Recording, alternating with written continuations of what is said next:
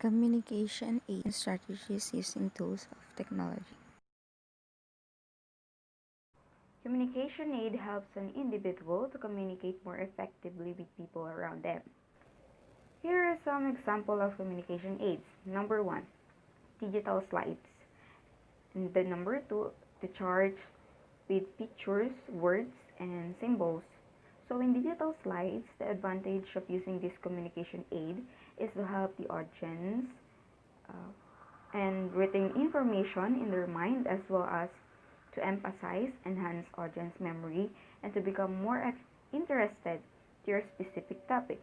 Same goes with the charts that consist of pictures, words, symbols that can lead to your audience to become more attractive and for them to think that it is more creative rather than the usual presentation.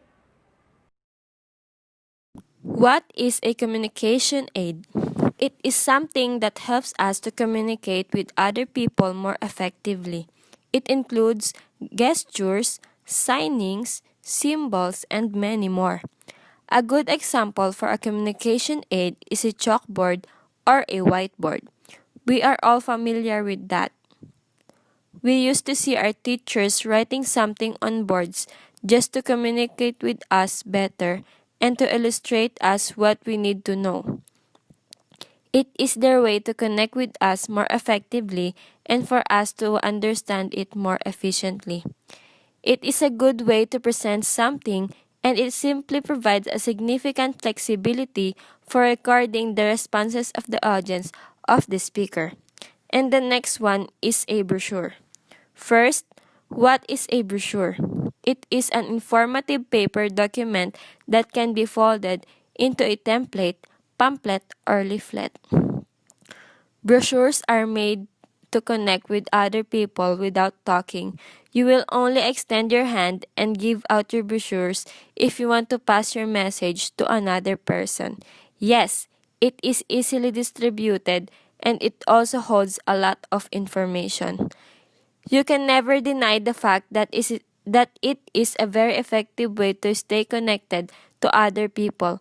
It only takes a lot of effort to put the message in the brochure, but it will surely be an easier way to communicate and pass your message to another individual.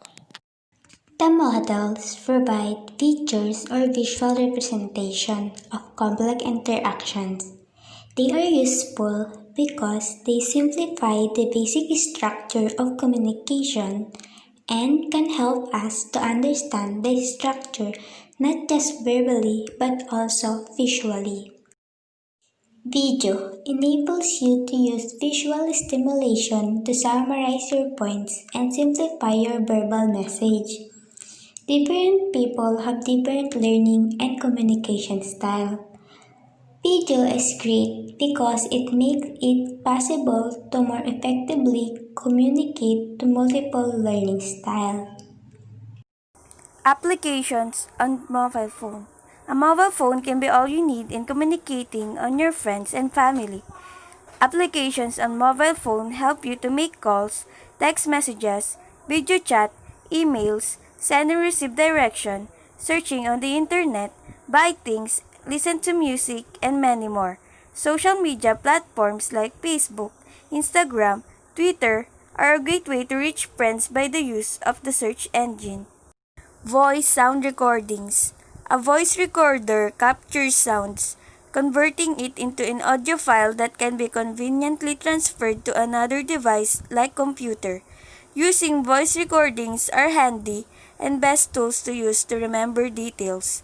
It is inexpensive and has the ability to record for hours. There are a lot of benefits of voice recording, and it is used for work meeting, lectures, interview, and many more. How we can deliver effectively our ideas. I will discuss about the strategies that can help us to be able to deliver our ideas effectively. Firstly, let's keep it simple. Avoid including too much information. The impact of the information should be clear and immediate. Second, always emphasize the key ideas. It is important to emphasize those key ideas to help the audience comprehend it effectively. And next, use photos that is evident or clear to see. It can be very effective and have a good impact to the audience if we use photographs that is evident to see and they can have a clear view of what you are presenting. Keep the number of images you present manageable. There are just maximum number of images in a presentation. Too many images will tire the audience. And lastly, use large fonts. As for myself, I really cannot comprehend at all if the size of the fonts in the presentation is small.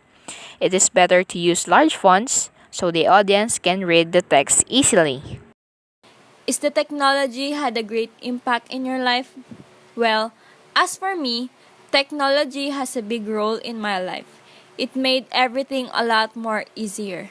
For example, technology made it possible for us to connect online even if we are all far from each other. We can study online, talk online and offline with the contribution of the technology. As we all know, that life would be pointless without technology in this dynamic world we are all living today. Because in today's life, technology enables interpersonal connection in order for us to not feel so alone inside our homes. If you haven't noticed yet, technology runs inside our home and society. How? We do laundry a lot more easier using washing machines, dryers, and such. Toys for kids to play, cars that we use for transportations like motorcycle, jeep, and high-end cars. And refrigerator to restore our food, music players, and a lot more. Without technology, I guess our lives would never be the same. If you will ask me if technology had a great impact in my life, I would definitely say yes. And I will always be grateful for that. But everything has negative effects. Admit it or not, technology can be very much addicting and it will be so hard for you to control yourself. But do not forget to use everything responsibly and do not overuse it. Thank you. How technology affects our day-to-day living. Technology affects the way we communicate, learn, and think. Technology plays an important role in our society today. It improves our communication and it becomes easier for us to communicate even though we talk to the different people around the world. Especially right now, we are in the pandemic. It become a big help for us to learn using online application. Accessible shopping. Shopping become more convenient to us. We can buy anything we want in just one click. We do not need to go outside. Better information access.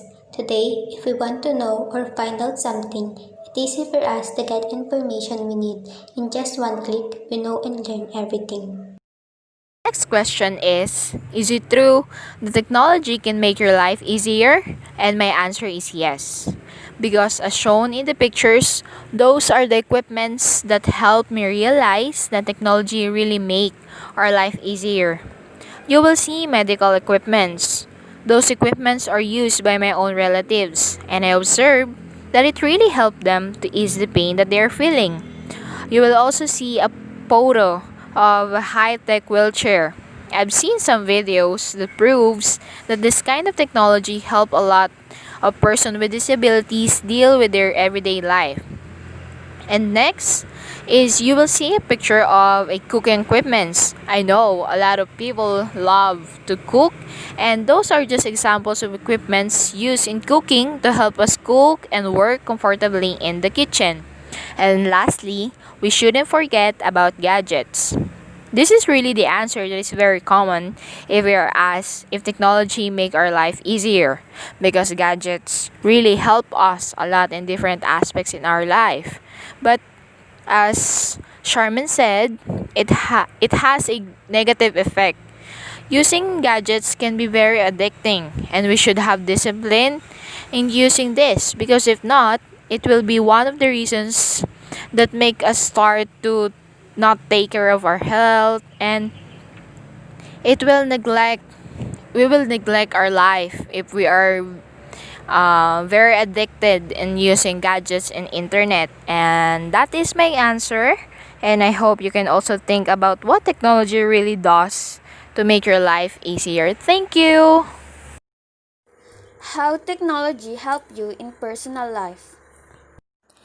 Technology has a huge impact in my life and helped me to make my life easier. Technology helps me in different ways in my personal life. First, the technology helps me in communicating with other people, my friends, classmates, family, and many more. It is through the use of my mobile phones, especially on specific applications like Messenger, we can exchange messages and informations with each other. In this way, I can interact socially with other people anytime and anywhere, as long as I have a data connection or Wi-Fi. Second, the technology helps me to reduce my time. It is much easier to acquire informations instead of going to library and read books. I just search on the internet browser about a certain question and immediately I will find the answer. Next, technology plays an important role on my studies, especially in these times. It is convenient that I have an internet connection and a cell phone or a laptop that I use on my online classes to join classes and create presentations like this. Fourth is I can get entertainment. For an example of these are TV, laptop, or mobile phones. I can watch whatever I want. I am currently watching animes and K-dramas nowadays when I have nothing to do. YouTube is one of my favorite applications. I also play mobile games like Among Us, Mobile Legends, and Rules of Survival. Lastly, I am obsessed shopping online. Technology helped me to buy any items that I want in just one click. Shopee is one of my favorite applications that I use in shopping online. The only negative impact to me of technology, specifically my mobile device, is addiction. I spent more than 10 hours on my phone or laptop, and it is not healthy anymore. A term nomophobia is an abbreviation of no mobile phone phobia. It is also called cell phone addiction. Symptoms include experiencing anxiety or panic over losing your phone,